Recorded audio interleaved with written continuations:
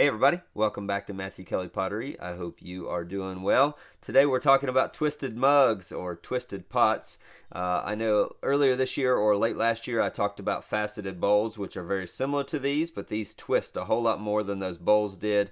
And be honest with you, they just look cooler. And who wouldn't want a mug that's twisted? You know, bowls are great, but mugs, number one, you can see more of the twist in this because it's more vertical, and people use mugs all the time.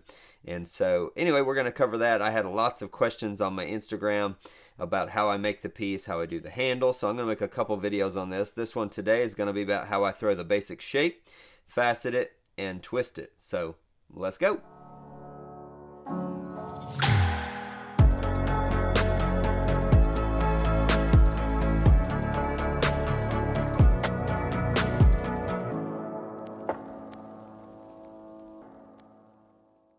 I'm starting with 1.25 pounds to make this mug. My normal mugs that I make are anywhere from 3/4 to 1 pound of clay. These need to be a little bit thicker to carve the facets in them and twist them. Also, I need to leave extra clay in the bottom so that I can come back later and trim a foot on them. And so there's several different reasons that I need the extra clay. Plus, I'm not too worried about making the lightest mug in the world. These definitely end up heavier than my normal mugs, but they just look so dang awesome that I'm like, all right, we're just gonna make them a little bit thicker so that they can survive, so that I can do all the alterations that I'm doing to them. But anyway, you can make them out of any size you want, but this, for today's example, I'm going to make it out of 1.25 pounds. And most of the process of the very beginning is the same as always. Centering the clay, opening it,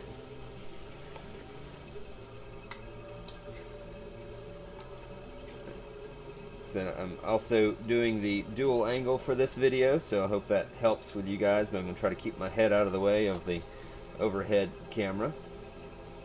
This clay ball is a little bit stiff, but that's okay.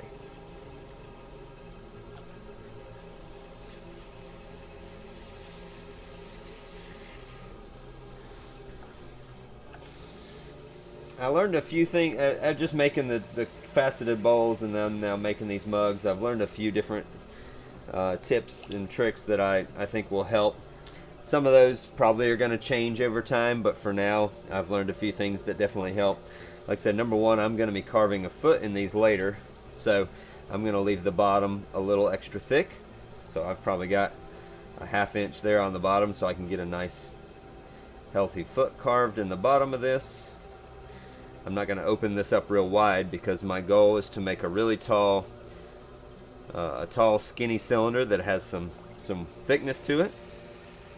So open it up to about there, and then I'm going to pinch it back in. From here, my first pull is kind of going to be like my claw pull, just to kind of even those walls out from where I pinched in. Okay, I am going to do one more pull. I like to bring in as much of this clay at the base as possible. So I'm going to do one more pull, just my kind of traditional pull. But I'm not trying to thin it out too much, just trying to even out a little bit of that clay that's in the base there. I want to leave the whole wall of the pot at least this thick, and that's probably 3/8. Maybe a 1/2 inch thick at the base. Now I want to make this skinnier and taller.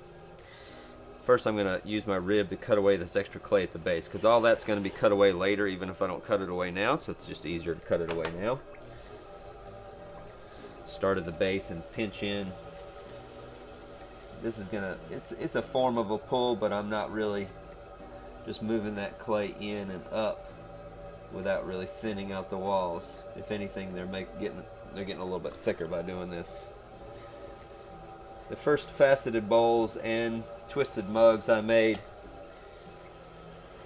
I would do the faceting, carving all the way from the very bottom all the way to the very top, and I found out that caused a few issues later on that I didn't like.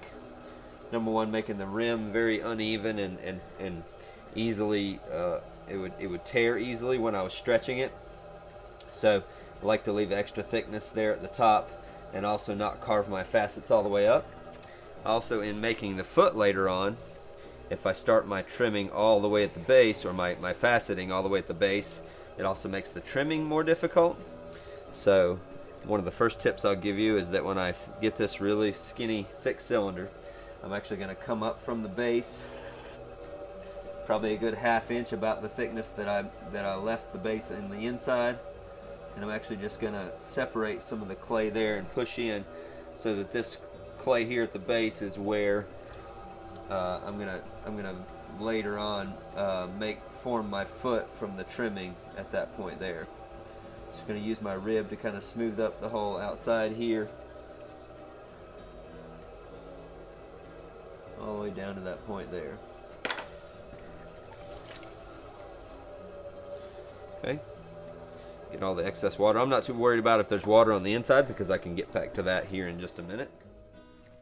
Now there's different tools that you could use to facet these. The two of my two favorites are this rounded loop tool here. I really like the way because that gives me a lot of smaller facets, and then they twist into these really tight swirls like this. The other one you could use is any kind of a wire tool like this. This one is really nice. It gives you a wider facet. You can still get pretty tight twists with that, but it tends to get a bit more uneven in the rim, and the shape of it kind of twists a bit. Because of being wider facets, when you go to stretch that, you have a greater difference between the thickness in the wall from where you've carved to the edge of that carving. So it's funky, and I found that when I do this one, when I stretch it out, the thicker parts of the facets tend to rip a little bit more. So if you like that kind of like ripped look, then that happens with that a bit more. So you can just try different ones. But I'm just going to take this, for this example, I'm going to take this rounded tool, loop tool here, and I'm just going to carve vertical facets all the way from this point right here above that foot all the way, and I'm actually going to stop probably about the same, about a ½ inch from the top right there, because I don't want to carve and make the top uneven, especially with these being mugs. I want the top to be somewhat even so that it's easy to drink out of, and you don't like go to pour it in, drink out of it and it spills out the side because it was lower over there. So anyway, and I'm not trying to carve too deep. I just want to make a decent facet, and so I will turn that to the camera over here so you can see what I've carved. So I went all the way from there to there, and then I'm just going to follow that all the way around, go right next to it. I don't worry about trying to leave.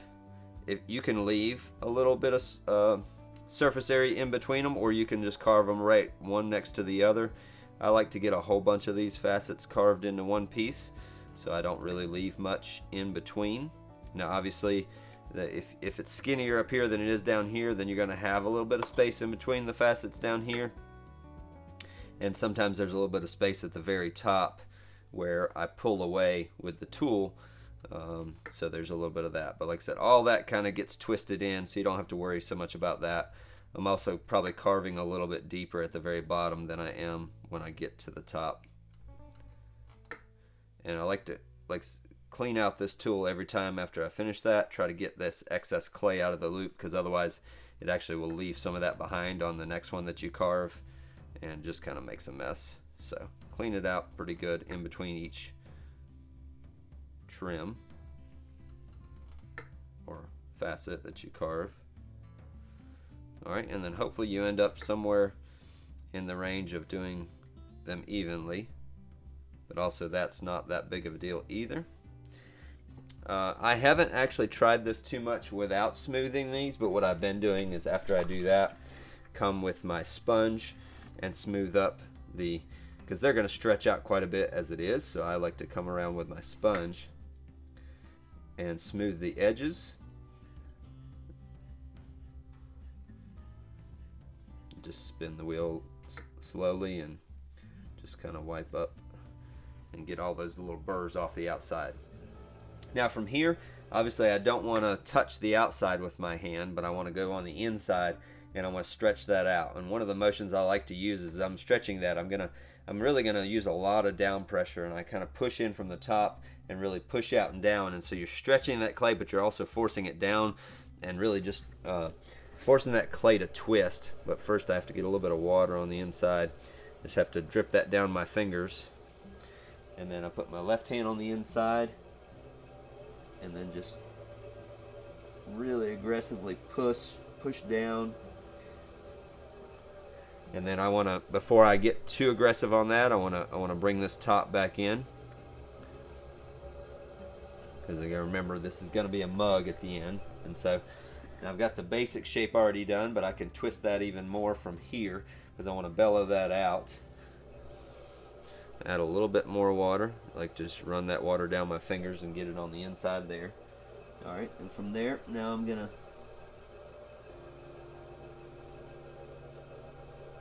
go to that point and bellow that out right there. Nice little belly. Now, a lot of times the top does get uneven, but because I didn't carve it all the way to the rim, I can come back and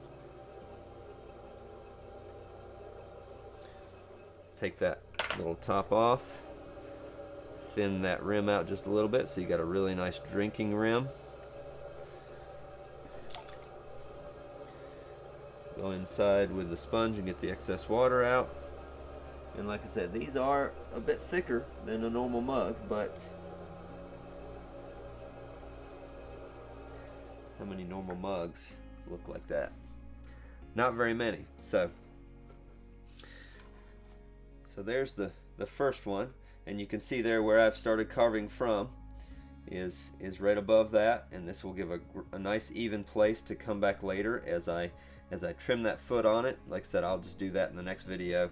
And you can see I could have pulled a bit more at the base, because you can see on the inside there it definitely has a lot of thickness in the base.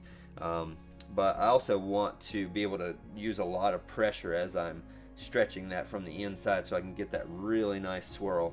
I mean, I don't know if I could measure, but that twist there probably goes all the way around, does at least one full rotation, if not, you know, close to a second full rotation, and you can get them really tight in the twist. So let me grab another clay ball. We'll do one more.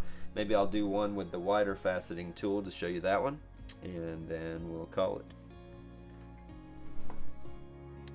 In watching this footage back during editing, I did realize something that I think I wanted to mention here, and that is that the aggressive twist that I get in these, I'm pretty sure comes mostly from the down pressure I apply from the inside on that first initial stretching that I do from the inside. So if you try one of these, keep that in mind and try to apply a lot of pressure on that first twist or first bellow from the inside with a lot of down pressure, and I think that'll help you out. I think I have noticed that the skinnier you make the cylinder, the more dramatic the twists are, because obviously you're stretching the clay more. The skinnier the cylinder is to start with, you're stretching that wider. I have tried stretching one of these with a throwing stick, and it did work. I didn't get as exaggerated of a twist in it. I think maybe the drag and the down pressure of my hand being able to feel exactly where I want the pressure helped with that.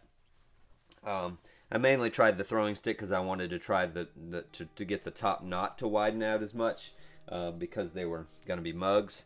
And like I said, it turned out okay, but I still kind of prefer doing it with my hands. So now I'm going to take this wire tool, which I'm sure you've seen one of these before, wire stretched in between this curved metal. And I'm just going to start at the base just like I did there, and I want to pull all the way up, and I'm going to try to stop. This one, the last one I did, I actually carved all the way through the rim, and you can do that, and it makes the top kind of uneven, and if you like that, that's an option. But otherwise you can stop right there below the rim, kind of like I did on the last one, and still have a little bit of unbeveled or unfaceted clay up there to make your rim out of. But I kind of like this because I don't have to hold a wire tight in between my hands. I can just hold this in both of my hands, just push in there at the base, and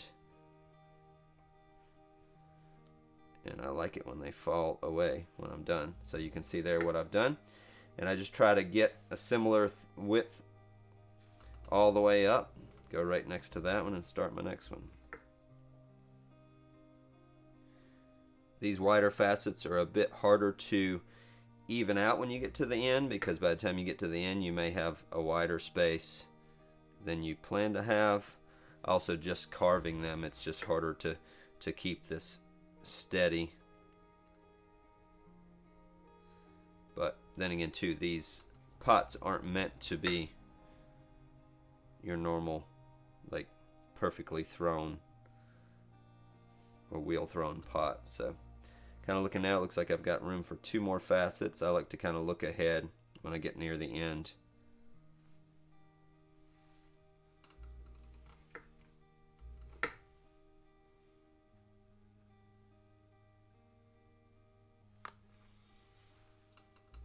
There we go. So now you can see those facets, like I say, much wider than what I carved before, but will act very similarly by the time I twist it here. So pour some of that water down on the inside, and here we go.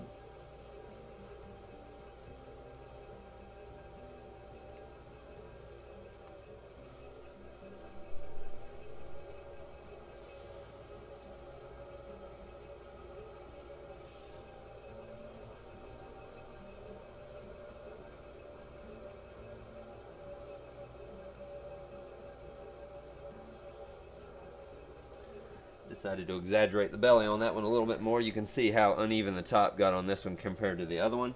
But like I said, I have enough, I believe enough clay there that I can trim that off.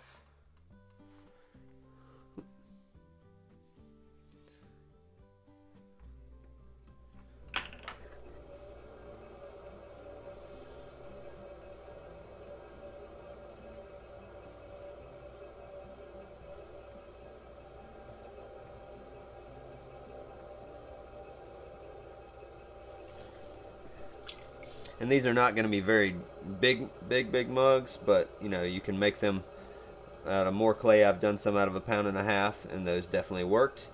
But I also didn't want to make really heavy mugs either. So you can see there how what I mentioned, that the really wide facets kind of tend to rip a little bit more, and also it all depends on your clay.